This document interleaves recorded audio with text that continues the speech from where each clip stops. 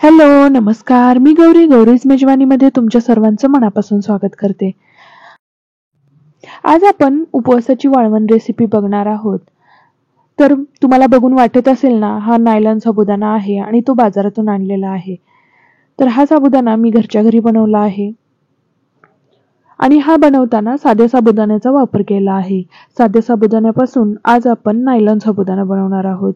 खायलाही खूप छान लागतो. अगदी साधी आणि सोपी रेसिपी आहे. चला तर मग आता सुरुवात करूया. इथे मी 1 वाटी साबुदाणा घेतला आहे. हा साबुदाणा आपल्याला सकाळी भिजत घालायचा आहे. हा साबुदाणा भिजत घालण्या अगोदर एकदा अशा पाण्यानं धुवून घ्यायचा आहे आणि हे पाणी फेकून द्यायचं आहे आणि दुसरं पाणी ह्या साबुदाण्यामध्ये घालायचं आहे. साबुदाणा बुडेल इतपत आपल्याला पाणी ओतायचं आहे. आता हा साबुदाणा आपल्याला झाकून ठेवायचा आहे. हा साबुदाणा आपण दिवसभर भिजवून घेणार आहोत. आता संध्याकाळी तुम्ही बघू शकताय साबुदाणा एकदम व्यवस्थित भिजला गेला आहे. तर इथं मी 1 कप साबुदाणा घेतला होता. एकदम छान असा सुटसुटीत असा भिजला गेला आहे. आता आपल्याला काय करायचं आहे, एका पातेल्यामध्ये किंवा कुकरमध्ये इथं आपल्याला ज्या कपने साबुदाणा घेतला आहे त्या कपने 3 पट पाणी घ्यायचं आहे. मी 1 कप साबुदाणा घेतला होता, त्यासाठी मी 3 कप पाणी घेतलं आहे. आणि हे पाणी आपल्याला उकळवून घ्यायचं आहे. पाण्यामध्ये मीठही आपल्याला टाकायचं आहे. पाणी उकळल्यानंतर गॅस बंद करायचा आहे आणि त्याच्यामध्ये जो आपण भिजवलेला साबुदाणा आहे तो टाकून द्यायचा आहे. आता चमच्याच्या साहाय्याने अशा पद्धतीने आपल्याला हे मिक्स करून घ्यायचं आहे.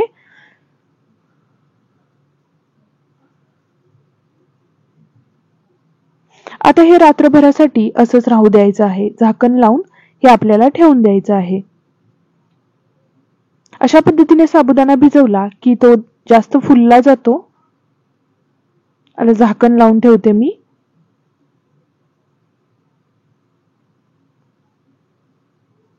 आता दुसऱ्या दिवशी सकाळी तुम्ही बघू शकताय. मी चमच्याने हलवून दाखवते तुम्हाला. तर साबुदाणा खूप जास्त प्रमाणामध्ये असा फुलला गेला आहे. पण सकाळी ज्यावेळी आपण चमचा ह्याच्यामध्ये घालतो त्यावेळी ह्या पद्धतीने तो गोठून बसलेला असतो. त्यामुळे ह्याच्या आपल्याला गाठी फोडाव्या लागतात. तर तुम्ही बघू शकताय अशा पद्धतीने साबुदाणा मिक्स व्यवस्थित करून घ्यायचे आहेत. त्याच्या गाठी फोडून घ्यायच्या आहेत आपल्याला. आता आपल्याला काय करायचं आहे, काल रात्री आपण 3 कप पाणी ओतलं होतं. आता आपल्याला ह्याच्यामध्ये 1 कप पाणी ओतायचं आहे. टोटल आपल्याला ह्याच्यामध्ये 4 कप पाणी वापरायचं आहे. आता 1 कप पाणी टाकायचं आणि गॅस लावून हे मिश्रण जे आहे आपल्याला शिजवून घ्यायचं आहे. आपण रात्रीच पाण्यामध्येही मीठ टाकलं होतं, त्यामुळे आता मीठ टाकायची गरज नाहीये. एकदम मीडियम गॅसवरती आपल्याला 15 ते 20 मिनिटं हे पीठ शिजवून घ्यायचं आहे. आता हे पीठ ट्रान्सपरंट दिसायला लागलं की समजून जायचं की पीठ शिजलं गेलं आहे. आता 1 ते 2 मिनिटं अजून मी हे पीठ शिजवून घेणार आहे. आणि आता गॅस बंद करत आहे मी. गॅस बंद करून हे पीठ थंड करून घ्यायचं आहे. हलकं कोमट असं झालं की तुम्ही बघू शकताय एकदम काचेसारखं पीठ दिसत आहे. आता अशा पद्धतीची पाइपिंग बॅग घ्यायची आहे आणि त्याचा वरचा असा जो कोन आहे तो आपल्याला तिरका थोडा कापायचा आहे. आता आपल्याला ह्याच्यामध्ये पीठ भरायचं आहे. तुमच्याकडे जर पाइपिंग बॅग नसेल तर तुम्ही दुधाच्या पिशवीमध्ये किंवा दुसऱ्या प्लास्टिकच्या ज्या किराणा मालाच्या पिशव्या असतात त्याच्यामध्ये पीठ भरून जसे सांडगे पाडतो त्या पद्धतीने छोटे छोटे सांडगे आपल्याला इथं करायचे आहेत. तर अशा पद्धतीने आपल्याला पीठ पाइपिंग बॅग मध्ये भरून घ्यायचं आहे. हे पीठ गरम गरम पाइपिंग बॅग मध्ये भरू नका. कोणताही पदार्थ गरम गरम प्लास्टिकच्या पिशवीमध्ये भरायचा नसतो. त्यामुळे हे थंड होऊन द्यायचं आणि मगच आपल्याला हे बनवायला घ्यायचं आहे. आता हे पीठ मी पाइपिंग बॅग मध्ये भरलं आहे. आता हे छोटे छोटे सांडगे पाडून घ्यायचे आहेत. अशा पद्धतीने पाइपिंग बॅग मध्ये घातल्यामुळे पटकन आपल्याला हे सांडगे बनवून तयार होतात. एका लाईन मध्ये आपल्याला हे सांडगे तोडायचे आहेत. अशा पद्धतीने लाईन आपल्याला लावायची आहे.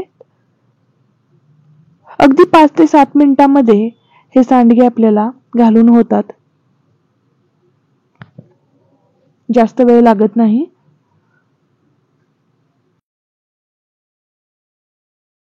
आता तुम्ही बघू शकताय अगदी 5 ते 6 मिनिटांमध्ये हे सांडगे बनवून झाले. जास्त वेळ लागला नाही. तर आता दिवसभर हे सांडगे उन्हामध्ये सुकवून घ्यायचे आहेत. जास्त कडक ऊन असलं तर एका दिवसामध्ये हे सांडगे व्यवस्थित सुकले जातात. पण तरीही आपण दुसऱ्या दिवशी त्याला एक ऊन देणार आहोत. तर नायलॉन साबुदाणा बनून तयार झाला आहे. मी खट्ट उन्हामध्ये 2 दिवस वाळवून घेतले आहेत. पण माझ्याकडून सांडगे बनवताना थोडे मोठे बनले गेले, त्यामुळे नायलॉन साबुदाणा मोठा झाला आहे. पण तुम्ही ज्यावेळी बनवाल त्यावेळी त्याचे छोटे छोटे सांडगे बनवा, म्हणजे नायलॉन साबुदाणाही छोटा होऊन जाईल. तुम्ही बघू शकताय किती छान झालं आहे. आता हे मी तुम्हाला तळून दाखवते. तर तेल चांगलं गरम झालेलं आहे. त्याच्यामध्ये मी मुठभर नायलॉन साबुदाणा टाकते. अगदी तेलात टाकल्याबरोबर फुलला जातो. तुम्ही बघू शकता किती छान फुलला जातोय.